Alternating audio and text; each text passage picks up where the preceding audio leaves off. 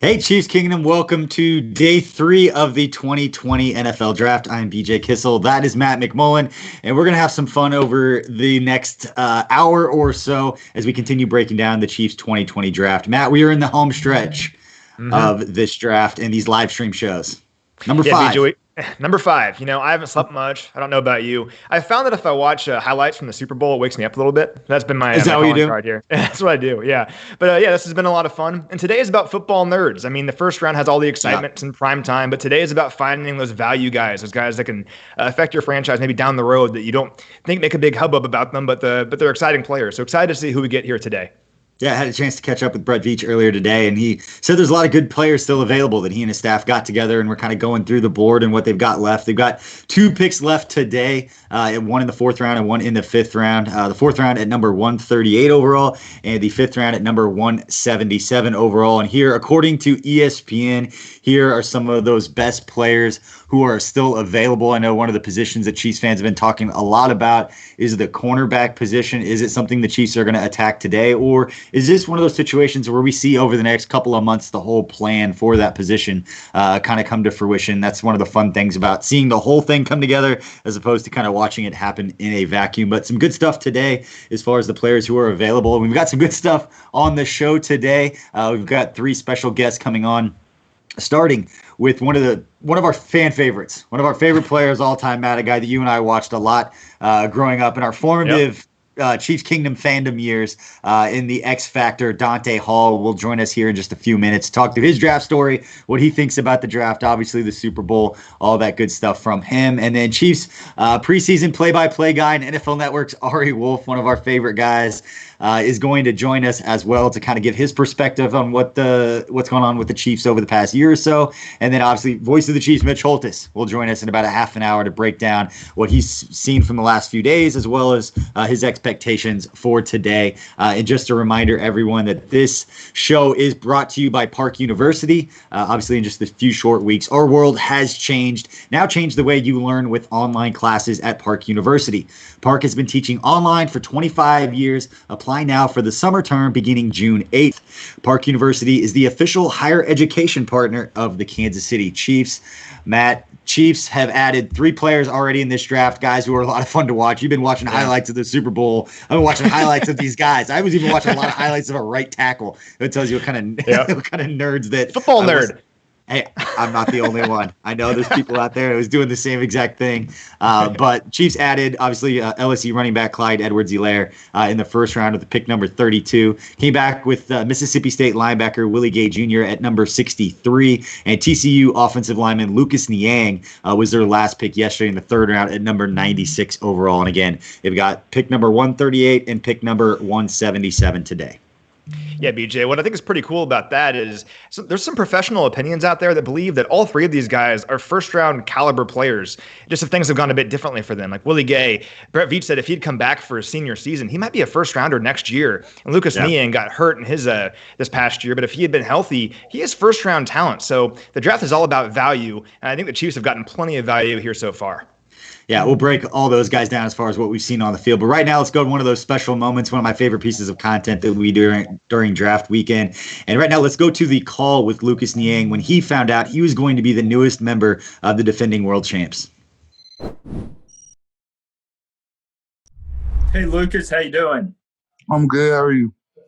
We sure are excited to have you as a Kansas City Chief. I'm very excited to be a part of the organization. Thank you for taking me. You ready to block for Patrick Mahomes? Yes, sir. Block my ass off. Yeah, it's a big responsibility. Yeah, I got you. Outstanding.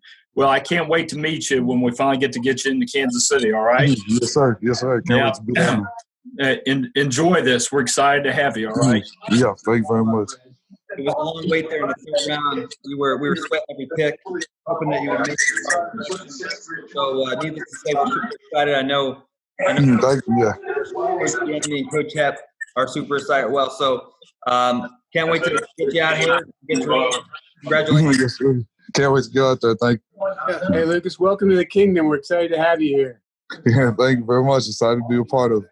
We're going to be selling a couple more Chiefs jerseys in New Canaan, Connecticut. Yes, sir. Hey, I'm just glad, bro. I'm just glad you hung around for us. Yes, sir. Me too. Hey, Me too. Screw the rest of them, bro. That's all right. Yes, sir. Very happy. I'm telling you what else, too. We got a fullback that's going to be very happy because, claims to be the only athlete from the state of Connecticut. So now he's coming in and putting aside a little bit. But welcome to the family, bro. Thank you very much, man. It's a blessing. Yes, thank sir. you. Lucas, congratulations. Thank you very much, Coach. Thank you. Hey, we loved you the first time we saw you on tape. I know I was excited about it, and we really enjoyed meeting with you both at the Combine and then with the Zoom stuff. I think you're going to be a valuable addition to our team. Thank you very much, man. Congratulations, man. Happy to have you. Yeah. Can't wait to get to work with you. Yeah, can't wait to get to work. All right, Lucas. So this is Andy Reid, by the way. Congratulations, man. Yes, sir. We're happy to have you here. Just stay humble, brother, right? Yes, sir. Yes, sir. Okay? Yeah. Yes, sir. Thank you very much. Yeah, you betcha. Right. Congrats.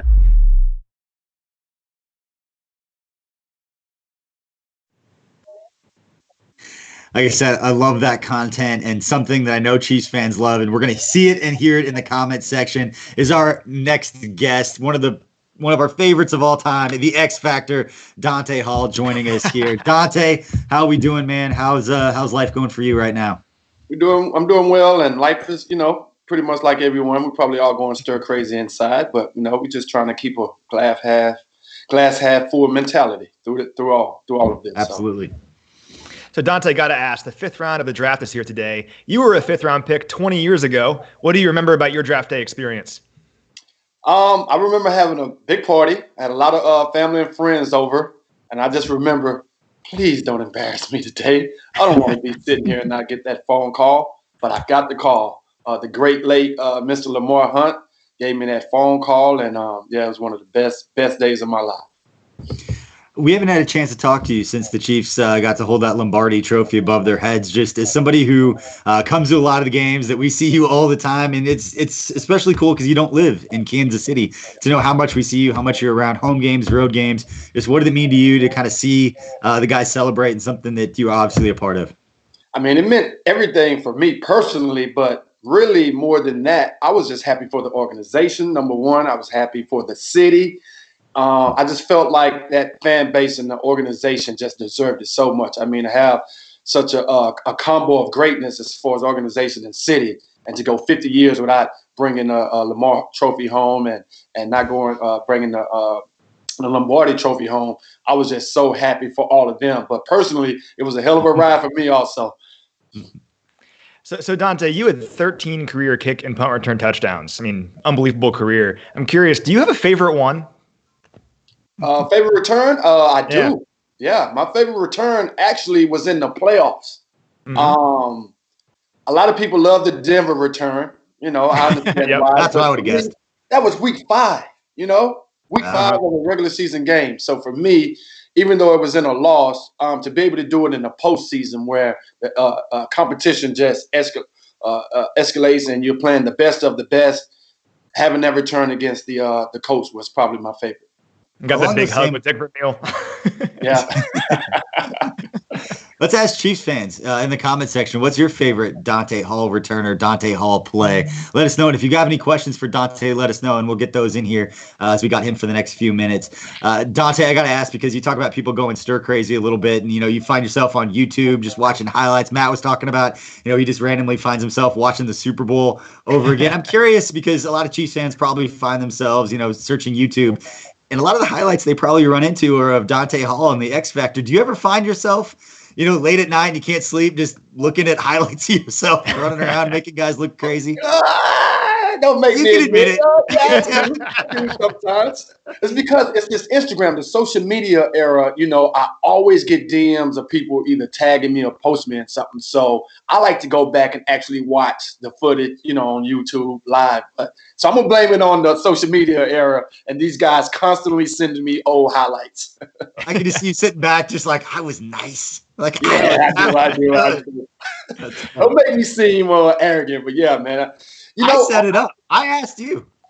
Yeah, it's in all seriousness, honestly, though, I have to pinch myself, because when you're going through the process, you're going through the draft, you're in the league, you're just trying to hang on, you're trying to make a name for yourself.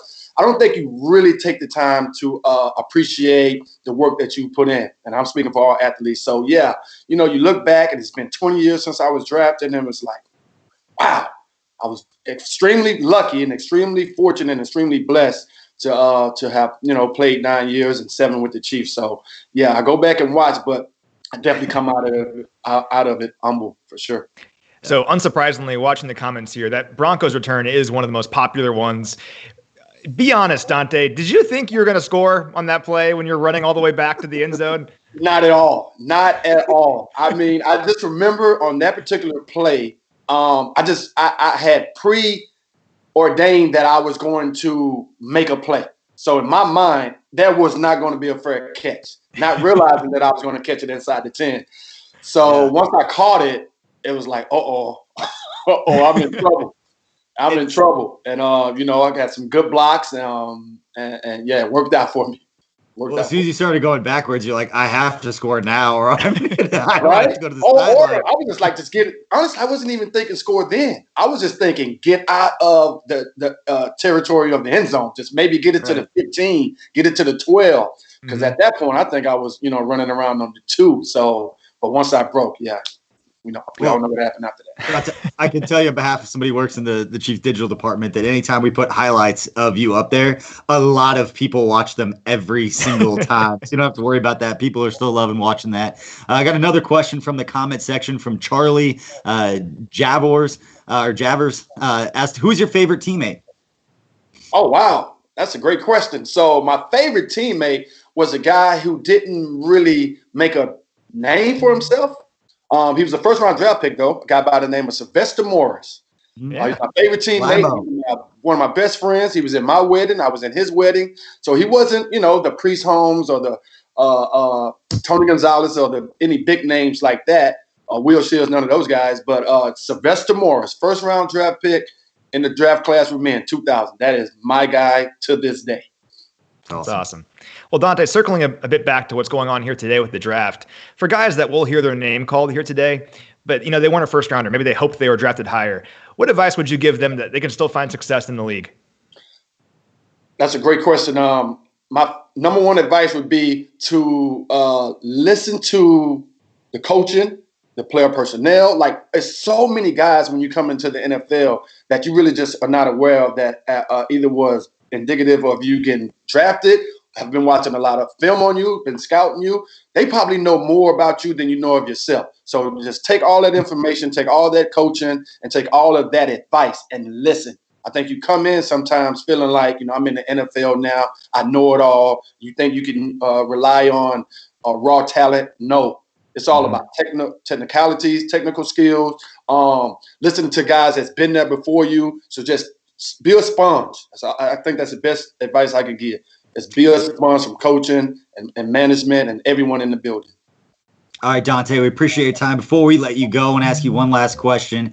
Of the Chiefs' 3 draft picks so far, in Clyde Edwards-Helaire, Willie Gay Jr., and Lucas Niang, which one, when you've gone through and watched and seen what they've done, which one's your favorite? Which one are you most excited to see out on the field? Well, I'm gonna be a little biased in this one. It's obviously the running back, Hilaire. I mean, I was a return specialist. I was a receiver in the league, but I started high school, junior high, and college. I was a running back, and I've been watching this guy all last year with the LSU Tigers, and I think he's going to be special. I see a lot of Priest Holmes. I see a lot of Thurman Thomas, Barry Sanders. I'm excited to see what he'll do in the Andy Reid, Patrick Mahomes-led offense. Can't wait to watch it. I think based on Coach Reid's reaction yesterday, he seemed kind of giddy. So I think Coach Reid's already drawn up some plays. Dante, we appreciate your time. Stay safe, man, and we'll talk with you soon. Okay, guys. Stay safe. Peace. Thanks, Dante. All right. That is one of the most beloved players in Chiefs franchise history, Dante Hall. Matt, always enjoy catching up with Dante. We're lucky we get a chance to see him quite a bit. Always fun catching up with the X Factor. Yeah, he's awesome. You know, when you get to meet your heroes, you hope they're good, cool people, and that's the case with Dante. I mean, I grew up watching Dante. He's one of my favorite players, one of the reasons I'm a Chiefs fan. And now get to hang out with him, talk to him, and he's just a great guy. So, yeah, love talking to the X Factor. Probably shouldn't say that to him, though, like to make him feel a little dated, a little older, and sitting here talking to us. We were like sitting up in the stands watching you play. But I felt bad saying 20 years ago he was drafted. It's been a while. I think he could still get out there and play. I tried to convince Derek Johnson the other day to get out there and play still yesterday. Maybe we get Dante Hall, get some packages. I'm sure Coach Reid could dial something up to get him in space and get him making some guys miss. But, Matt, let's go back through and just kind of recap yesterday a little bit and some of the decisions that were made with the 2 picks and Willie Gay Jr. and Lucas Niang. What, from a big picture perspective, before we really get into the details, what surprised you maybe about either one of those picks, or what were your kind of initial reaction? Well, you know, I don't know if it surprised me, but Willie Gay is a guy that is kind of the full package. And it's tough because he didn't play a ton of college games. So you look at his stats and you're like, well, you know, why is he a second-round pick? But if you look at his measurables and the things that he did do when he was on the field, he just, like I said, a complete package linebacker who can cover and he can thump. So really pumped about what Willie Gay can bring to this defense.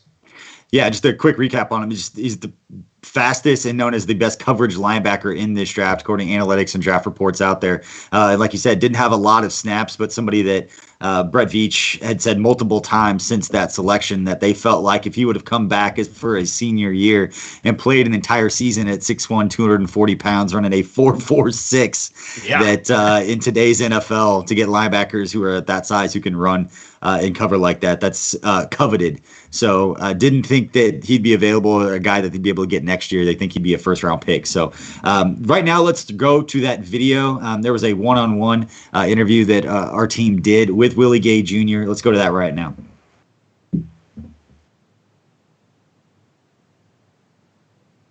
With the 63rd pick in the 2020 NFL Draft, the Kansas City Chiefs select Willie Gay, linebacker, Mississippi State. Kansas City was my best Zoom interview call. You know, my heart dropped instantly. Like, it was racing, man, and I answered the phone. It's like I was lost for words. I was so excited. It's belted. Willie Gay. Listen, Willie, he was the linebacker we wanted, and it was kind of weird how it all worked out. We were able to get him. We were kind of holding our breath there at the end, but we're sure glad we got him. I've been watching this kid since high school. Talented, a lot of energy, natural leader. I'm 240, a solid 240, running 4.4, man. And in high school, I never played linebacker, man. I was an athlete. And I'm still an athlete today, just playing on defense. So I can hit, I can run, I could cover man-to-man, I could blitz from anywhere on the field. You know, and as a rookie, man, come in, stay humble, work hard, and earn my stripes the way I always have, man. I've always been an underdog, and I'm going to continue to be the underdog. And, it's a dream come true.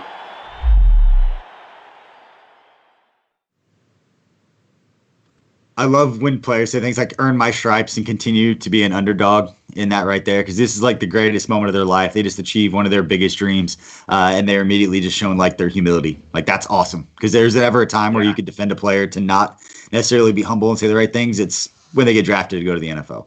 Yeah, it never gets old. You know, I was thinking about this last night. The draft's a lot of fun because we get to add players to our teams, but at the same time, the lives that are changing forever, you know, and seeing that on his face, just the joy that Willie had of not just getting drafted to the Super Bowl champions. Really cool stuff.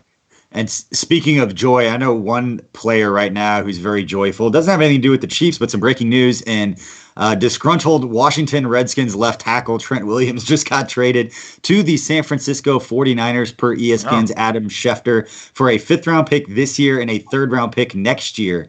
Wow. So off the top of my head, trying to figure out if Joe Staley, Mike McGlinchey was a top pick a couple years ago. That's an interesting dynamic, unless I'm missing something. But one last video we want to go to is some content that was created by our digital team over the past 12 hours or so, as there's not a lot of sleep. Everybody's cranking on some content. But here's more on Chiefs linebacker Willie Gay, both Andy Reid talking about him and then Willie Gay talking about his opportunity, just what he loves about the game of football and where that passion for the game is derived from.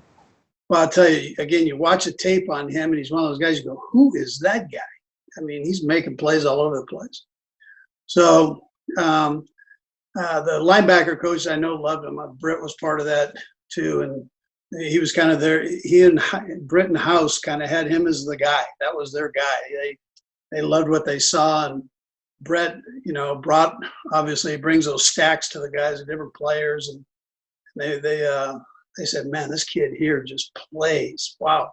See a good one. I was like always the fastest guy on the field, man. But when I got to high school, man, just to be able to compete with guys that were some way, just as good as me, it made me fall in love with competing, and when I can hit a guy, he gets up, he hits me, I get up, just the love for the game, the rough part of the game is what I love, man, and the brotherhood, and it makes you a better man outside of football. It teaches you life lessons that you never thought football could teach you, and that's really something that helps me a lot.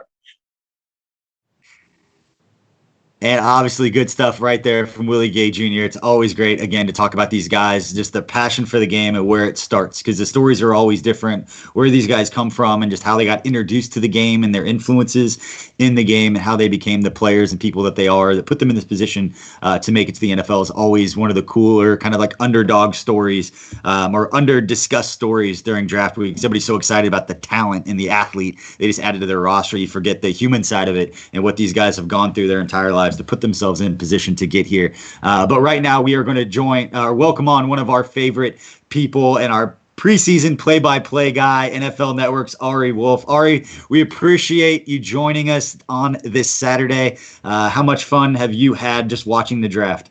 Well, great to be with you guys, and I can't thank the Chiefs enough. I mean, what a year last year. I remember when I first arrived at minicamp and Anna Topkin opened the door with a big smile, and I came right into the meeting, and you guys welcomed me in with open arms. And then to get to, watch you guys every week and then end up winning the Super Bowl, it was pretty special. It's pretty cool. So in terms of this draft, it's just exciting because we're going through unprecedented times around the world. And I think that the NFL, timing-wise, is the sport that's done the best in this situation, right? They were able to have free agency. They were now able to have a successful draft. So everything's now on schedule, which I think gives people hope that an NFL season is around the corner. And I think there are a lot of ifs, a lot of things are going to have to be answered. But I just think having the draft and you see the numbers of people watching, we love our sports in America, and the NFL is king. And so just to have the draft and feel the buzz with my colleagues at NFL Network, it just puts a smile on your face, and it's a really pleasant distraction from the bigger issues.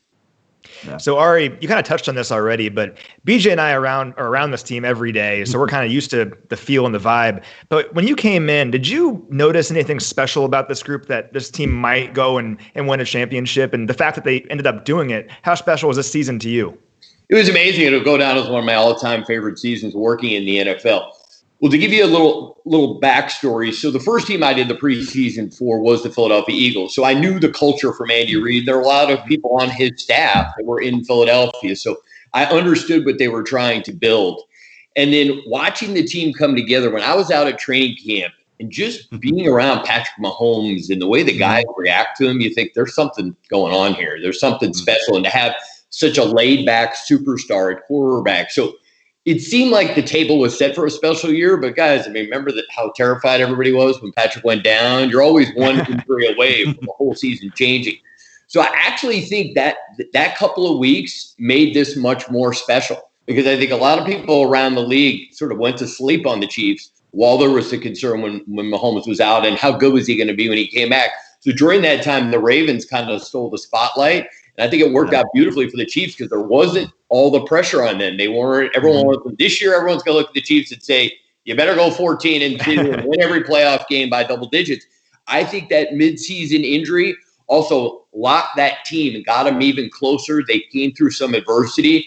And, listen, the story of being down double digits and winning 3 playoff games, I mean, it's like Patrick came on the sideline of the Super Bowl. This is historic.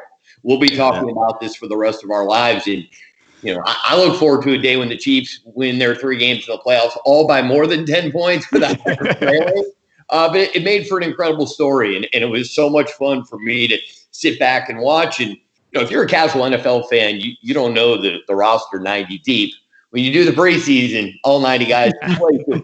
You invest a lot of your own time getting to know the team and getting to know the organization. So seeing the group have so much success was a lot of fun. And there's something about the culture of an Andy Reid team that I've always greatly appreciated. And when the Super Bowl was over, the first thing I thought, if you think about the great NFL coaches, Mount Rushmore of coaches of the NFL, Andy Reid is now officially a part of that group. And whenever they do we had the 100th anniversary team, if it's the 110th and they add one coach, that guy's going to be Andy Reid. So for me personally, just being a longtime admirer of Coach Reid, the culmination of him getting his Super Bowl with that team, being down in the Super Bowl, it was magic. It was awesome.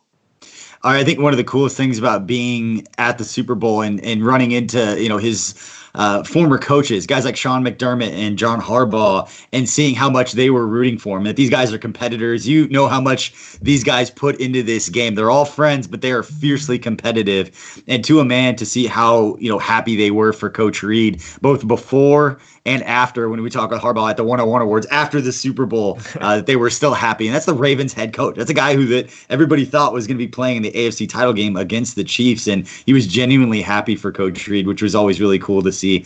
And I think it's funny that you brought up, and something we've all discussed, the ups and downs of the Chiefs season.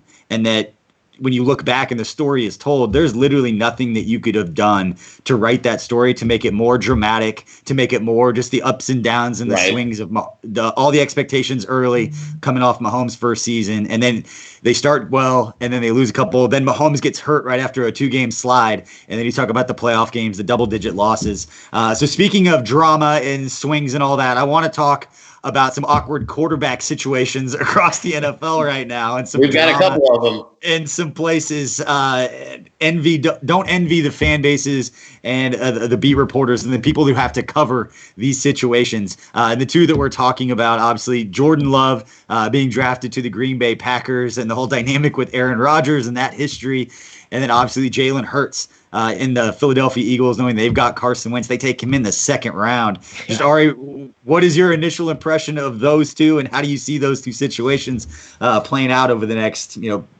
probably 12 months? All right, let's first start with the Packers situation. To me, this was a real stunner because Aaron Rodgers is 36, guys. He'll turn 37 in December. If Tom Brady is the new model of how long quarterbacks want to play, we're talking about 5, 6, 7 more years for Aaron Rodgers. So you don't pick a guy there to have him sit, right, and then just get picked up when he becomes a free agent after his rookie deal. And Aaron Rodgers didn't have a good experience with Brett Favre. There's no getting around that. Brett Favre went out of his way to say, it's not my job to prepare Aaron for the NFL. Now, did Aaron learn from that and think that wasn't very nice? Now, this time I'm the starting quarterback. I'm going to take Jordan Love under my wing and teach him the ropes. I think that dynamic and how that relationship starts will be critical. But, you just don't move up in the draft to take a guy if you don't see him as the future. So the Packers had a really ugly divorce with Brett Favre. I'm sure that they're hoping to avoid that with Aaron Rodgers. I don't think this is probably the way to have a smooth finish with Aaron Rodgers. But the Jordan Love guy, I had 6 of his games while I was in college. I cover the Mountain West a lot, and that's how I was on to Darwin Thompson last year, and we all met up at camp. Jordan Love has a lot of physical gifts, but when they make the Patrick Mahomes comparison, I don't see it. He doesn't throw from a lot of different arm angles. He doesn't have the instincts when a play is broken down to create one. If it's there in the play and he makes the right read, he's very capable. He's got a lot of room to grow. So I think it just depends on how the relationship goes between Aaron and Jordan. And hopefully he'll take them under like a little brother. The one in Philadelphia, I think, especially in that market, that one's trickier because Carson Wentz does run hot and cold. And if we're all assuming that Jalen Hurts is going to be in some kind of package, right? I mean, they didn't pick him in the second round for him to not play.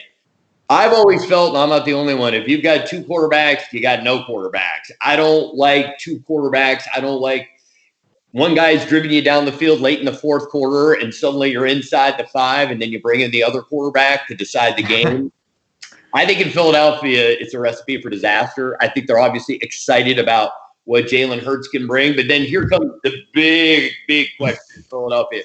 Are they actually preparing for life without Carson? Because they don't think Carson can physically hold up.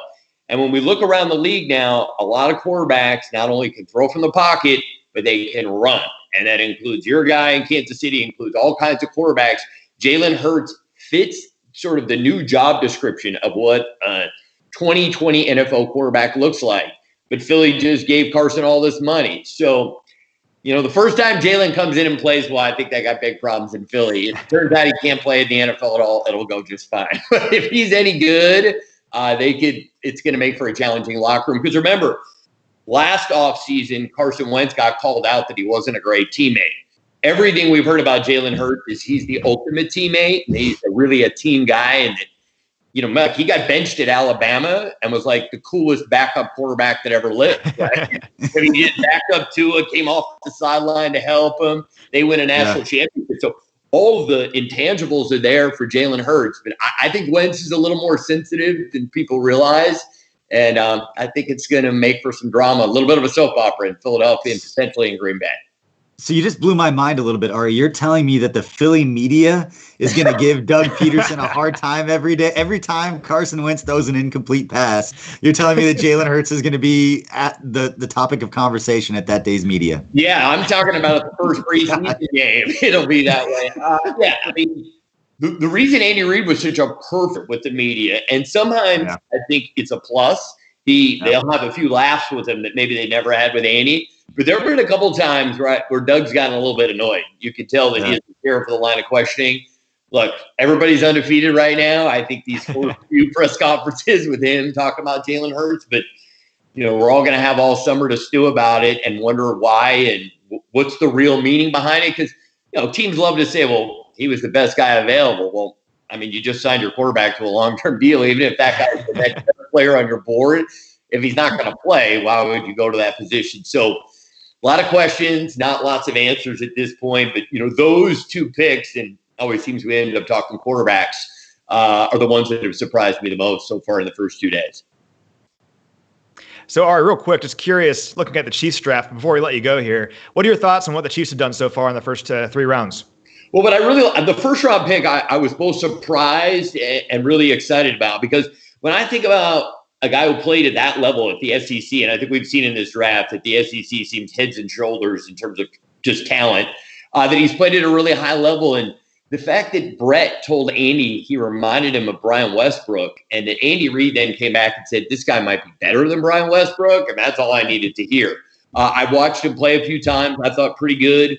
Moving to the second round with Willie Gay, lots of talent, big upside. A couple of things off the field to be concerned about, but I love the culture that Coach Reid and the Chiefs have. I think you can take a guy that maybe just needs to be around a group of strong people who make good decisions every day, and all of a sudden you fall in line with the culture of that team. So I do think that can work. And the big tackle out of TCU, when you've got bookends in Eric Fisher and Mitchell Schwartz, you've got some time to develop a guy. So I like it's 3 different position groups have all been touched. 2 more picks today. And look, drafts aren't as exciting when you're the 32nd pick, but the good news is it means you won the Super Bowl. So, you're not going to maybe, have that splash name. But look, what they got out of Mecole Hardman in the second round last year. I mean, the guy was a Pro Bowler. He's a special talent. Thornhill started every game. You got to figure between Brett and Andy and the whole scouting staff. I mean, the Chiefs organization is rolling right now, and you guys are the envy of the entire NFL. All right, absolutely killing it, man. We appreciate you for joining us today. Hopefully we catch up soon. And that preseason will be right around the corner before we know it. Looking forward to it. You guys stay safe. Give my best to the organization. I look forward to seeing you guys this summer. Absolutely. That is Chiefs play-by-play guy and preseason play-by-play guy and NFL Network's Ari Wolf. Ari, appreciate it. Matt, I think it's really interesting. It's going to be one of those dynamics, one of those stories that we talk about coming out of this draft regarding the Packers and Jordan Love. I'm just curious if Aaron Rodgers now kind of understands what Brett Favre's position was when he was first coming into the league. And maybe he understands now, like, why he didn't feel an overabundance of, like, helping if he's going to be that same kind of personality, the same kind of guy. Wonder if he may think differently back about how he felt as a young player with how Brett was treating him based on the position he's in now. Well, it's just kind of ironic, isn't it? It's like deja vu now for Aaron Rodgers being in Brett's position. It makes me really fortunate and glad that we had Alex Smith for Patrick Mahomes, though, because Alex Smith embraced Patrick Mahomes and he took him under his wing and made sure that he knew all the ropes. He didn't have to do that. And you can kind of see how that's a unique situation where other guys don't always do that. So it makes me glad we had Alex Smith here in Kansas City and that kind of leadership to bring Patrick Mahomes in. Yeah, it's great to know that you had that young quarterback that kind of groomed him. But if Jordan Love ends up being pretty good, I don't feel bad for Packers fans to go from Brett Favre to Aaron Rodgers. And if Jordan Love works out, it's like you pick 3 quarterbacks in like 35 years. Like, I don't feel bad for you.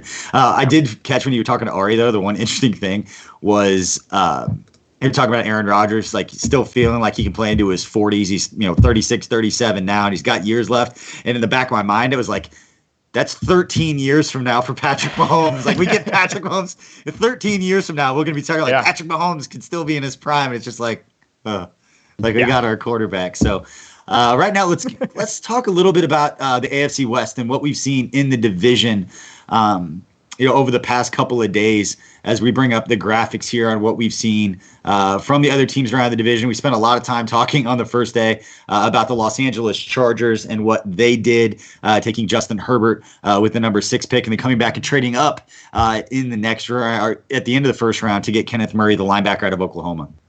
Yeah. Only 2 picks for them, but really nice draft so far, in my opinion. If you like Justin Herbert as your franchise quarterback, they got their guy. So we'll see what happens with him. And then Kenneth Murray, he was one of my favorite players in the entire draft, on and off the field, just a stud. I think of all the AFC West additions, he's the guy I'm going to look out for the most here early on in his career. Yeah, there's a lot of guys. Let's move on to the Denver Broncos, what we've seen from them. Obviously, everybody's trying to play catch up with the Chiefs. You saw from both the Broncos and the Raiders. But the decision to go with Jerry Jeudy in the first round, and they come back with KJ Hamler. We talked a little bit about it yesterday, and that if they wanted Henry Ruggs, they wanted that kind of skill set at receiver, the shorter, just lightning fast guy. They ended up missing out on Ruggs because the Raiders took him a few picks before they went. They get Jerry Jeudy, who many consider the best route runner, but KJ Hamler ran a 4.27 40-yard dash. This is another smaller burner. He's not quite the playmaker you would see from Henry Ruggs, but he's not far off, and he's definitely that skill set that if he gets the ball in his hands, he's a threat to score anytime. Sure, and we keep talking about this, but they're just trying to surround Drew Lock with as many weapons as possible. I mean, literally, they have weapons everywhere now. I felt like Hamler was kind of a luxury pick for them. And then one of your guys, Lloyd Cushenberry at center, to bolster that offensive line a little bit. The Broncos are having a pretty solid draft. Still think the Chiefs are the team to beat, obviously, in the AFC West, but the Broncos are doing their best to keep up with the Chiefs. Yeah, it was really tough to see a player that you like going through the pre-draft process to go to one of your division rivals in Lloyd Cushenberry, but that's okay. Everybody in the division getting better is only going to make the football better and everything more competitive, so that's going to be a whole lot of fun. And finally, let's look at what we've seen from the I did it again. The Las Vegas take a while. Raiders. And what we've seen from them, they stick with Henry Ruggs, like we just mentioned, with the number 12 pick. Damon Arnett, one of the ones that for a lot of people was kind of a head scratcher based on some of the pre-draft rankings. Although, we can say this and what it looks like on paper, but when they step out on the field, if he goes out there and makes plays, they're going to look really smart. And everybody, kind of shooting from the hip right now, their opinions on that pick, maybe eating their words or ended up on freezing cold takes. But a couple of third-round picks before we welcome on our next special guest. But Lynn Bowden, the wide receiver / running back / kind of do everything player out of Kentucky, is going to be an interesting kind of chess piece for them on the offensive side of the ball. But then the really interesting player, in my opinion, St. John's, Minnesota. Ryan Edwards, the wide receiver out of South Carolina. This guy, when you watch his play, he can make plays. And he's one of the guys that's probably going to get lost because they took Henry Ruggs and Lynn Bowden. But Brian Edwards, a big physical guy, can go up and make plays. He's going to be one of those guys to keep an eye on. You start hearing buzz in the offseason. He's somebody that could surprise a lot of people next year. Yeah, I think last year the Raiders were kind of lacking weapons in the passing game, and they had Darren Waller, obviously, but after trading Amari Cooper, just not a lot of weapons there for Derek Carr, and just like everyone else, they're trying to keep up with the Chiefs, so just adding as many offensive chess pieces as they can. Pretty decent draft for the Raiders so far. I'm curious to see if Derek Carr can take advantage of those weapons. We'll see. All right, now let's welcome on voice of the Chiefs, Mitch Holtis. Mitch, how are you feeling now? You've had time to digest a little bit what we saw on Friday with Willie Gay Jr. and Lucas Niang. How are you feeling about what we've seen so far from the Chiefs as we head into day 3? Well, I was looking with not that many picks. I mean, us in New Orleans had the fewest picks coming in. The first 2 are, I think, day 1 impact. However that looks, situational. And with Willie Gay Jr., you can do a ton of things with him. With Niang, more of a developmental pick because you're still set there, but still I like what they've done. And I was listening to you guys break down the division. The division's trying to replicate what we're doing now. It's really interesting, but I do like where the Chiefs are. Now, so far today, we're seeing a run on corners early. When you look at the corners, when we reset the board, Meek Robertson still there. Bryce Hall is still there, but Troy Pride of Notre Dame and Dante Holmes of UCLA have already come off the board. We listened to Brett last night. He had talked about possibly trading up. I'm not sure he's going to do that, but a lot of teams need corners in this 4th round. Yeah, Mitch, let's take a look right now at the best players. According to ESPN, here are some of those best players who are still available. Bryce Hall, the guy that you just mentioned on there, we've talked about him before, 37 forced incompletions, 3rd most in football over the last couple of seasons. And then another guy, Antonio Gandy Golden, one of those big developmental type receivers, 3 straight 1,000-yard seasons with 10 touchdowns in each of the past 3 seasons for Liberty, a player that I spent a little bit of time behind the scenes around with at the NFL Combine up in Indy. Good dude, trains with a Chiefs fan, Andrew Spruill, down at XP Sports in Florida. But definitely some intriguing players still available, Matt. Yeah, absolutely. And Mitch mentioned Meek Robertson. Led the Conference USA in passes defense and interceptions this past year. He was number 10 on Dane Brugler's list of cornerbacks coming into the draft. So really good corner there still available. And shocker here, he models his game after Tyrann Mathieu and looked up to him his entire life. So he'd be a cool fit. Well, he's 5'8", 180 pounds, and all he does is try to take the ball away. Of all the players, if you didn't list like the 5 players whose tape was the most fun to watch leading into this draft, Meek Robertson is in that top 5 list. He's a whole lot of fun to watch. I don't know about his size. I don't know if he's a nickel only. I don't know where you put him. But as far as just fun dudes to watch who love the game of football and just scrappy energy givers that Coach talks about, Meek Robertson fits that bill. Yeah. Some decent defensive ends coming into today available as well. Brandon Unai and Curtis Weaver. Unai was Utah's all-time leading sack artist. Led the Mountain West in tackles for loss and sacks. All-American, hungry, high-effort pass rusher. I'd be interested to see if the Chiefs could go pass rusher at some point. Can never have enough of those guys. Mitch, I want to ask you, because you get to day 3, and this is a day that it's projections, it's scheme, and it's medical. The guys who fell that you kind of expected to be gone, a guy like Bryce Hall who had an ankle injury, what's his medical? What's his situation there? We don't have all those answers. So on paper, it can look saying this guy was projected really high. Why is he falling? Most of the time there's answers because of that. And if it's not something obvious like a scheme fit, then it could be a medical issue. And we don't know that, but it could be. And the other issue, other thing with a guy like Curtis Weaver, and even the guy that we were just talking about, Meek Robertson, is what is their fit? Where do they fit? They may have been a great college player, but a cornerback who's 5'8", 185 pounds, you don't know where you fit with him. And Curtis Weaver, a guy, Mitch, reminds me kind of, he didn't have the production, but one of those guys back a couple years ago, he's down with the Chargers that played at K-State. Those guys who are like 6'2", 260, they're kind of shorter, not quite have the length to play edge, and not quite the sand in the pants, I guess, to play the defensive tackle position. So guys who are kind of out of position, or guys who have medical issues. So this is where your scouting staffs that have that depth and have that trust in one another, this is where the cream rises to the top, I guess you could say. Yeah, and I just saw Missouri took Albert Okuegbunam. So I'm sorry, Denver took Mizzou's Albert Okuegbunam. Oh, so there wow. you go, Matt. They get a tight end to go with the Noah Fent. Yeah. So Albert O. But yeah, I wasn't going to try to say his last name. Drew Lock, going to his guy. M-I-Z. Drew Lock can't get enough Tigers for the Broncos, I guess. The honestly, BJ, to your point, this is though where you make your team. Just think of Rashad Fenton and what he meant down the stretch last year for the Chiefs. I know I'm fixed on this corner spot, so I got to maybe but just an example of what you're saying, the corner position. This is where you don't find maybe your press guys, and a lot of teams want to play press. Those are the first, second, third round guys. But your slots, your nickel, your dime guys, your special teams contributors, they can help you win from week one. But I think that's where we're at, especially with the corner position. And your thought on medicals, that's where the virtual draft is a dartboard this year. We've talked with Rick Burkholder about that for weeks. There's just a lot of uncertainty there.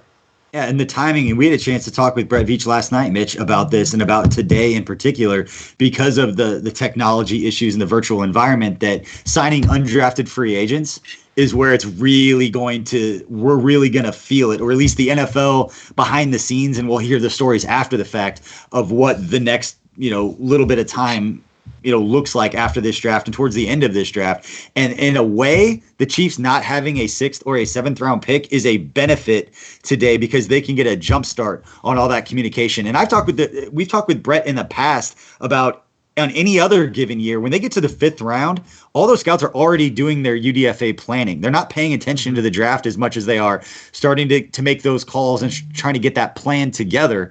So when you have a situation today where Brett explained it earlier, like you make a call to a player, you want to sign him as a UDFA, and they're pretty bummed out because they didn't get drafted. So they want to put you on hold. They want to talk to, their significant other and their parents and their agent to figure out if it's the best fit. Well, in this virtual environment where everybody's separate, you have like multiple calls going on like that. So it'd be interesting to see how it plays out.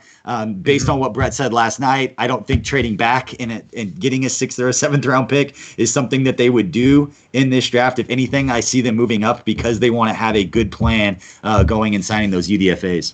And BJ, I think it's worth mentioning too that when you get to this point in the draft, everyone's board is different. I mean, everyone can kind of agree who the top 100 prospects are, 150 prospects. But once you get to the day 3 of the draft, there's guys that maybe you might have as a 5th rounder, but other teams have going undrafted. So you can get guys as an undrafted free agent that you might have drafted earlier. So that'll be a fun period to watch for sure. Matt and BJ, I think it's the most fascinating thing Brett has said. And he said it for 2 days. That BJ, he said that Thursday night too. We had a special gathering, Zoom gathering, with our top sponsors and people that are great partners with us with the Chiefs. But in that same gathering, he said the same thing. So it didn't change Friday, it didn't change Thursday. He thinks it's a real advantage this year under these unique circumstances to not have a 6th and a 7th, so that they're already trying to work ahead and do the best job that they can. The other thing to think about here, guys, we entered this draft with only 70 guys on our roster. If we draft 5, let's say we stay put, that's 75. That's 15 spots you have open to get to 90 guys to build your team for training camp. That won't all be undrafted free agents, but the bulk of it will be. That means that that realm becomes even more important than other years. Again, as we get closer, the draft is still going on. The Chiefs don't pick until number 138. We've got a question from Michael Dang in the chat room, just asking which corners are still available. And looking at it right now, according to ESPN, and Meek Robertson, the guy that we've been talking about, and Bryce Hall out of Virginia, another player we've been talking about, Michigan's Lavert Hill, Auburn's Javaris Davis, Michigan State's Josiah Scott, Temple's Harrison Hand, and then Nebraska's Lamar Jackson. Those are just some of the cornerbacks who are still available right now available in the draft. And I don't know, and I was writing down the Walker pickup by Atlanta. A.J. Green of Oklahoma State is also another interesting guy. And if you remember or mentioned him, and if you did, I'm sorry. But that's that next group of guys. Yeah. Like there was this, over-scrutinized group at the top who've seen them go. And then there's Meek and Bryce. And then when you look at the grades and look at it, then it's these guys that you're mentioning and some others. But we've also seen those kind of players become high-impact players right away for teams. Yeah, and some of the other guys who are available, and Mitch, we talk about versatility and special teams and depth in some of those spots. Another position to kind of attack, and I don't know how they're going to be listed, whether it's cornerback or safety or the kind of box linebacker, but some of those other guys like Antoine Brooks out of Maryland is that kind of big nickel that kind of safety tweener guy, kind of like the role that Ben Neiman has been playing for the Chiefs defense, similar to Daniel Sorensen, is just depth at some of those spots. Antoine Brooks, Kayvon Wallace out of Clemson is another one of those guys who's going to be kind of that slot, box type guy when you get to this point, and probably going to be able to contribute on special teams and some other areas where there's still some depth in this draft. Interior offensive line, I know they took Lucas Niang, and Mitch, you talked about him kind of having that redshirt year at tackle. I thought one of the interesting things that Brett Veach did say, even though all of Lucas Niang's snaps that he's played at TCU, almost 2,000 snaps, we mentioned it before, hasn't allowed a sack as a right tackle. But Veach said that they've asked him to play guard. He said that he's willing to play guard and that he is going to rep at guard to give him some competition and let those guards know that it's the best five are going to play. We've seen it from Coach Reed throughout the last few years. How often do we see those guys just rotating, especially in OTAs and training camp? You see different guys rotating all the time. Mitch, something you talk about all the time. Well, I think it's going to be, I'm going to think about this, the most keen competition in training camp, because there is that left guard spot that's wide open, and there's a bunch of guys, we mentioned it last night, I'll repeat it again, that people have forgotten about. Jackson Barton, Greg Senat, Martinez Rankin, Ryan Hunter, Nick Allegretti. I mean, there's a whole group of guys, and now Niang joins that group. But yeah, and you can even see this has happened in the NFL too, where let's say in the case of Niang, he could start at guard and then eventually move out to tackle. It looks like he could have the skills to be that versatile. Yeah, and Mike Remmers and Andrew Wiley. I mean, that offensive line competition is going to be fierce. We talk about it, and again, we talk about interior offensive linemen. What the Chiefs have right now, backup center is one of those spots that you were looking at on the roster. Nick Allegretti's played a little center. Martinez Rankin probably could. Mike Remmers told us that he played some center in like 8th grade, so that he's set. That was the one position that he hadn't played in the NFL, but he goes, "Don't worry, I played it in like 8th grade." And I was like, "Okay, you're good then. I'm sure you can handle everything." And then one of the couple of other guys, Tyler Biadasz, I can't remember how to pronounce his last name, Mitch, but a guy that you and I talked about, the Wisconsin offensive lineman, still available. And then Keith Ishmael out of San Diego State, and another interior offensive lineman who's got some athleticism. But like you said, the numbers there are pretty good. This is just one of those see who falls to you type of situations, I think. Nick Harris of Washington still there too at center. Yeah, he can move. You can enter that discussion. Maybe Darrell Williams of Mississippi State, but Biadasz, I mean, he's been a steady starter for that team and blocking for Jonathan Taylor. And again, the center, what's unique about Andy Reid's offense, notice this right away in 2013, it's why Rodney Hudson was such a good fit. And then, I mean, the Raiders gave him a gob of money. But the fact that he could move, like that center's got to move from the middle all the way out to the outside sometimes in Andy's offense, and that becomes a premium. Yeah, a couple other guys, Bradley and Nye out of Utah. Matt, I think it's a player you mentioned earlier. One of the guys I like, Jonathan Garvin out of Miami, a defensive end. Physical guys, got good hands, good play strength. Just some of those guys, the later round guys you watch when you're doing the mock drafts and you go and watch their tape. They're a lot of fun to watch. But it's an exciting situation, and we've got an update now that with the trade of Trent Williams to the San Francisco 49ers for a couple of picks, a 5th round this year and a 3rd round pick next year, that Joe Staley, their longtime all-pro left tackle, is going to retire. So that makes a little bit more sense now with Mike Mcglinchey, one of their top picks from just a couple years ago out of Notre Dame, playing right tackle over there and then making that trade. It makes sense now. They get that left tackle knowing that Joe Staley is going to go down as one of the best in the last decade offensive linemen. But they did a good job of filling that spot with a couple of day later picks. That's pretty good for the 49ers to pick up a guy like Trent Williams, who's obviously happy to get out of Washington. For sure. Frank Clark's told us a lot about his battles with Joe Staley over the years when he was in Seattle. Staley, a great career. But yeah, that's a nice pickup for the 49ers. You know, they're trying to avoid that Super Bowl hangover teams have when they lose a Super Bowl, trying to get back to it, trying to protect Jimmy Garoppolo. It's a decent move for them. All right, before we let everybody go, we're going to wrap up the show. Just real quick in the comment section, let us know. We'll call you out on the next live stream if you get the pick right. Let us know who's still available. Who do you want? Who do you think the Chiefs could take with this pick coming up at number 138, unless they decide to trade up? Again, just a reminder, this live stream is brought to you by Park University. Just a few weeks, our world has changed, and now changed the way you learn with online classes at Park University.